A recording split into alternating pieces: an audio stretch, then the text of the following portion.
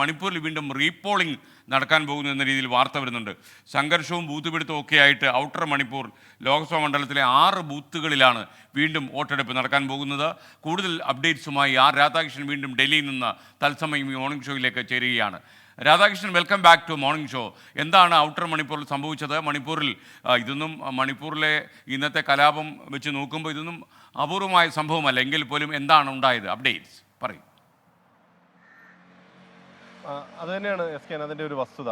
കാരണം കഴിഞ്ഞ കുറച്ച് ദിവസങ്ങളിലായിട്ട് ഈ തെരഞ്ഞെടുപ്പുമായി ബന്ധപ്പെടുന്ന സംഘർഷങ്ങളും മണിപ്പൂരിൽ വ്യാപകമാകുന്ന ഒരു കാഴ്ച, അത് കഴിഞ്ഞ ഏതാണ്ട് ഒരു വർഷത്തിലധികമായിട്ട് ഉണ്ടാകുന്ന പ്രശ്നങ്ങളുടെ തുടർച്ച എന്ന രീതിയിലാണ് വന്നിരിക്കുന്നത്. പല ബൂത്തുകളും നശിപ്പിക്കപ്പെടുന്നതായിട്ടുള്ള പരാതികൾ ഉൾപ്പെടെ ഉയർന്നിരുന്ന ഒരു സാഹചര്യം പോളിംഗ് ദിവസങ്ങളിൽ ഉണ്ടായിരുന്നു. നമ്മുടെ 2 CRPF ജവാന്മാരുടെ വീരമൃത്യുവിനും ഇന്നലെ അടക്കമുള്ള ദിവസങ്ങൾ കാരണമാവുകയും ഒക്കെ ചെയ്തു. അങ്ങനെയുള്ള ഒരു സാഹചര്യത്തിലാണ് ഏറ്റവും പ്രധാനപ്പെട്ട പ്രശ്നങ്ങളുണ്ടായ 4 ബൂത്തുകളിൽ വീണ്ടും റീപോളിംഗ് നടത്താനായിട്ടുള്ള തീരുമാനം.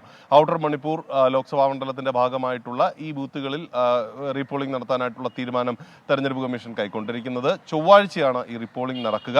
രാവിലെ 7 മണി മുതൽ വൈകിട്ട് 4 മണി വരെ മാത്രമാണ് പോളിംഗ് ഉണ്ടാകുന്നത്. കനത്ത സുരക്ഷാ സംവിധാനങ്ങൾക്ക് നടുവിലായിരിക്കും ഈ തെരഞ്ഞെടുപ്പ് നടക്കാനായിട്ട് പോകുന്നത്. തെരഞ്ഞെടുപ്പ് കമ്മീഷൻ നിർഭയമായിട്ട് എല്ലാവർക്കും വോട്ട് ചെയ്യാൻ ആവശ്യമായിട്ടുള്ള സംരക്ഷണം അവിടെ ഉറപ്പുവരുത്തും എന്നാണ് വ്യക്തമാക്കിയിരിക്കുന്നത്. ഉണ്ടായ സംഘർഷങ്ങളുമായി ബന്ധപ്പെട്ട് ഉള്ള നടപടികൾ വളരെ ശക്തമാകുന്ന വിധത്തിലേക്ക് പോകുന്നുണ്ട്. ഈ പ്രശ്നങ്ങൾ ഉണ്ടാക്കിയവരെ അറസ്റ്റ് ചെയ്യാനടക്കം തെരഞ്ഞെടുപ്പ് കമ്മീഷന്റെ നിർദ്ദേശത്തിന്റെ അടിസ്ഥാനത്തിൽ പോലീസ് തയ്യാറായിട്ടുണ്ട്. ഈ ഒരു പശ്ചാത്തലത്തിലാണ് ചൊവ്വാഴ്ച വീണ്ടും റീപോളിംഗ് ഈ 4 മണ്ഡലങ്ങളിലും നടക്കുക.